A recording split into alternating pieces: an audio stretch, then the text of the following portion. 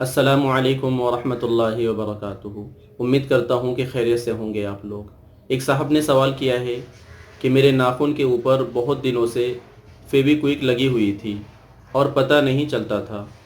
इसी बीच मुझे पता भी चला फेविक्विक लगा होने का, पर सोचा छूट जाएगी और फिर भूल गया। बाद में फिर कुछ दिनों के बाद नाखून पर नज़र पड़ी तो फिर उसे छुड़ा लिया। अब मुझे ये डर है कि मेरा वज़ू उस बीच हुआ या नहीं, और फिर जितनी नमाज़ें मैंने उस बीच पढ़ी है वो भी हुई या नहीं। आगे बढ़ने से पहले आपसे दरख्वास्त है कि जिन अहबाब ने अब तक हमारे चैनल को सब्सक्राइब नहीं किया है कर लीजिए। हमारी वीडियोस को दूसरों तक पहुंचाने में हमारी मदद कीजिए, लिंक को शेयर कीजिए और हमारे इदारे को मजबूत कीजिए।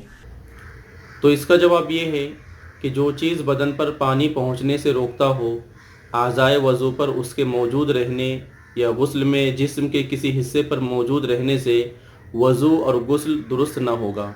अगर बाल बराबर भी सूखा रह गया, पानी नहीं पहुंचा, तो गुस्ल और वज़ू दुरुस्त न होगा। आपने जो सवाल किया है उसमें फेविक्विक अगर ऐसी है कि उसकी वजह से नाखून तक पानी ना पहुंचा हो, तो उस दौरान आपका वज़ू और गुस्ल सही नहीं हुआ।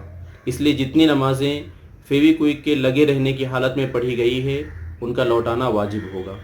उम्मीद करता हूँ कि आपको ये मसला समझ में आ गया होगा इंशाअल्लाह।